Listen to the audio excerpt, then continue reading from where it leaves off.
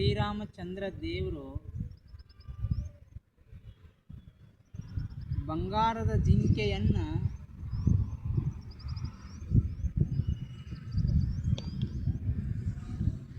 ಹೊಡಿಬೇಕಂತ ಬೆನ್ನತ್ತಿದ್ರು. ಯಾವಾಗ ಬಂಗಾರದ ಜಿಂಕೆಯನ್ನು ಹೊಡಿಬೇಕಂತ ಬೆನ್ನು ಹತ್ತಿದ್ರೋ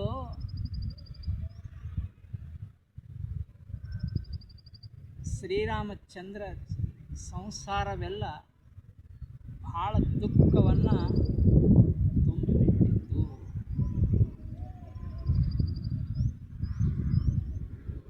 ಬಂಗಾರ ಯಾರಿಗೀ ಸುಖವಾಗಿಡುವಂಥದ್ದಲ್ಲ. ಬಂಗಾರ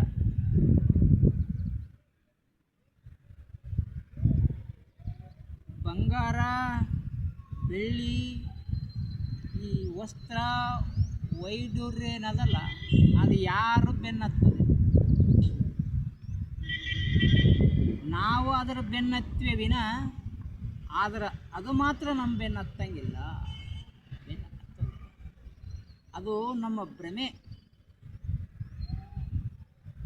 ಬಂಗಾರ ಬೆನ್ನತ್ತಿರ ನಮಗೆ ಸುಖವಾಗಿಡ್ತದಂತ ನಾವು ತಿಳ್ಕೊಂಡೀವಿ. ನಾವೇ ಹೇಳ್ತೀವಿ ಚಲೋರ ಸಂಘ ಮಾಡ್ರಿಪ್ಪ, ಚಲೋರ ಸಂಘ ಮಾಡ್ರಿ ಚಲೋದ ಬುದ್ಧಿ ಬರ್ತದಂತ ದೊಡ್ಡವರು ಹೇಳ್ತಾರೆ. ಮತ್ತು ಬಂಗಾರ ಸುಖವಾದದ್ದೇನು? ಸುಖವಾದದ್ದಲ್ಲ. ಅವು ನೇಮ್ ಅದಾವೆ. ಯಾವುದು ಎಷ್ಟು ಸಂಗ್ರಹ ಮಾಡಬೇಕು, ಕೆಟ್ಟವ್ರ ಸಂಘ ಎಷ್ಟು ಇರಬೇಕು ಅನ್ನೋದು ನೇಮ್ ಅದ. ಒಳ್ಳೆಯವ್ರ ಸಂಘ ಎಷ್ಟಿರಬೇಕು ಅನ್ನೋದು ನೇಮ್ ಅದ. ಹಣ ಎಷ್ಟು ಬಳಸಬೇಕು ಅನ್ನೋದು ನೇಮ್ ಅದ. ಎಲ್ಲದೂ ಒಂದೊಂದು ಅತಿಯಾದ ನೇಮ್ ಅದಲ್ಲ. ಈಗ ಭಾಳಷ್ಟು ಬಿಸಿಲು ಬಂದ್ರೆ ಏನಂತೀವಿ ನಾವು, ಏನು ಕೆಟ್ಟ ಬಿಸಿಲು ರೀ. ಯಾಕೆ? ಅತಿ ಬಿಸಿಲಾದರೂ ಮನುಷ್ಯಗೆ ನಡೆಯಂಗಿಲ್ಲ, ಅತಿ ಥಂಡಿ ಆದರೆ ನಡೆಯಂಗಿಲ್ಲ, ಅತಿ ಮಳೆ ಆದ್ರೂ ನಡೆಯಂಗಿಲ್ಲ. ಎಷ್ಟ ಸಮವಾಗಿ ಆಗಬೇಕಂತ ನಾವು ಹೆಂಗೆ ಬಯಸ್ತೀವಲ್ಲ, ಹೆಚ್ಚಾಗಬಾರ್ದು.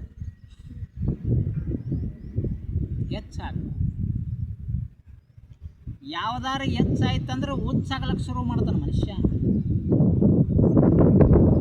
ನಾವು ಬಂಗಾರ ಬಂಗಾರ ಬಂಗಾರ ಅಂತ ಬಡ್ದಾಡ್ತೀವಿ. ಬಂಗಾರ ಬಟ್ಟಲೊಳಗೆ ಹೋಗಿ ಒಂದಿಷ್ಟು ಜ್ವಾಳದ ಕಾಳು ಹಾಕಿಡಿ ನೋಡು, ಯಾವತ್ತಾದರೂ ಒಂದು ಕೆಡ ಆಗ್ಯದ? ಆಗಿಲ್ಲ. ಒಂದು ಕೆಡ ಯಾವತ್ತೂ ಆಗೇ ಇಲ್ಲ. ಒಂದು ತೊಲಿ ಬಂಗಾರ ನಾವು ₹1,00,000 ಕೊಟ್ಟು ತಂದೀವಿ ಅಂದ್ರೆ ಅದನ್ನು ಮತ್ತೆ ಒಳ್ಳೆ ಮಾರಬೇಕಾದ್ರೆ 10-20 ಸಾವಿರ ರೂಪಾಯಿ ಕಮ್ಮಿ ತೊಗೋತಾರೆ ಹೊರತು ರೇಟಿಗೆ ಯಾವುದೂ ತಗೋದು. ಬಂಗಾರ ಎಲ್ಲೈತಿ? ಬಂಗಾರ ಎಲ್ಲಿ? ಬಂಗಾರ ಇರೋದು ಭೂಮಿ ತಾಯಿ ಒಳಗೆ. ಭೂಮಿ ತಾಯಿ ಒಳಗೆ ಬಂಗಾರ ಇರೋದು. ಎಲ್ಲ ಸಂಪತ್ತು ಹಾಲಿನೊಳಗೆ ಮೊಸರು ಇರ್ತದೆ, ಮಜ್ಜಿಗೆ ಇರ್ತದೆ, ತುಪ್ಪ ಇರ್ತದೆ. ನಾವು ಯಾವಾಗಲೂ ಭೂಮಿ ತಾಯಿನನ್ನು ಗೌರವಿಸಬೇಕು, ಭೂಮಿ ತಾಯಿನನ್ನು ಪೂಜಿಸಬೇಕು. ಭೂಮಿ ತಾಯಿಗಿಂತ ಹೆಚ್ಚಿಗೆ ಇನ್ಯಾವುದದು? ಒಬ್ಬ ಶರಣ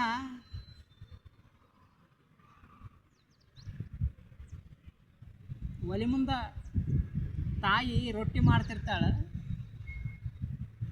ಆ ರೊಟ್ಟಿ ಮಾಡುವಾಗ ಒಂದು ₹100 ನೋಟಲ್ಲಿ ಇಟ್ಟಿರ್ತಾಳೆ. ₹100 ನೋಟನ್ನು ಇಟ್ಟು ರೊಟ್ಟಿ ಮಾಡ್ಕೋತ ಕೂತಿರ್ತಾಳೆ. ಒಬ್ಬರು ಗುರುಗಳು ಅಂತಾರೆ, ಒಬ್ಬರು ಶರಣರು ಅಂತಾರೆ, ಅನುಭವಿಗಳು ಹೇಳ್ತಾರೆ ಅದನ್ನು. ಯವ್ವ ಏನು ಚೇಳು ಇಟ್ಕೊಂಡು ಕೂತಲ್ಲ ಮುಂದೆ, ಚೇಳು ಇಟ್ಕೊಂಡು ಕೂತೀವಿ ದೂರ ಸರಿವಾನಿ ಅಂತ. ಹಂಗೆ ಅಂದ ಕೂಡಲೇ ತಾಯಿ ರೊಟ್ಟಿ ಮಾಡೋದು ಬಿಟ್ಟು ಚೇಳಂದ್ರೆ ಎಲ್ಲರಿಗೂ ಭಯ ಅಲ್ಲ, ಚೇಳಂದ್ರೆ ಎಲ್ಲರಿಗೂ ಭಯ. ಯಪ್ಪ ಅಂತೇಳಿ ಆ ಮಾಡೋದ ರೊಟ್ಟಿಯನ್ನು ಬಿಟ್ಟು ಅಂಜಿ ಹೋಗಿ ಆ ಕಡೆ ದೂರ ಕೊಂಡಿರ್ತಾಳೆ. ದೂರ ಕೊಟ್ಟು ಹೋಗಿ ಒಂದು ದೊಡ್ಡ ಕಟ್ಟಿಗೆ ತರ್ತಾಳೆ ಹೊಡಿಲೆ, ಚೇಳು ಹೊಡಿಲೆ. ಚೇಳಂದ್ರೆ ಎಲ್ಲರಿಗೂ ಭಯನೇಲ್ಲ, ಸಣ್ಣ ವಸ್ತಕರೆ ಆದ್ರೆ ಭಯ ಭಾಳ. ಕಟ್ಟಿಗೆ ತರ್ತಾಳ ತೆಗಿತಾರ ಯವ್ವ ಎಲ್ಲೈತಪ್ಪ ಹೇಳು ಅಂದಾಗ ಇಲ್ವಾ ಇಲ್ಲೇ ಐತಿ ನೋಡಿ ತೋರಿಸ್ತಾರೆ. ನೀವು ಹುಚ್ಚದೇವು ಶಾಣೆದೇವು. ಇದು ಚೇಳ, ಇದು ರೊಕ್ಕ ಐತಿ, ಇದಿದ್ರೆ ಏನು ಬೇಕಾದ ಮಾಡ್ಬೋದು, ಇದಿದ್ರೆ ಏನು ಬೇಕಾದ ಮಾಡ್ಬೋದು. ಇದರಿಂದ ಎಲ್ಲನೂ ಸಿಗ್ತದೆ. ಹಣ ಇತ್ತಂದ್ರೆ ಎಲ್ಲ ಸಿಗ್ತದೆ, ಹಣದಿತ್ತಂದ್ರೆ ಎಲ್ಲ ಸಿಗ್ತದೆ. ತಾಯಿ ಹೇಳ್ತಾಳೆ ಹಣ ಇದ್ರೆ ಎಲ್ಲ ಸಿಗ್ತೈತೆ, ಎಲ್ಲನೂ ಸಿಗ್ತದೆ.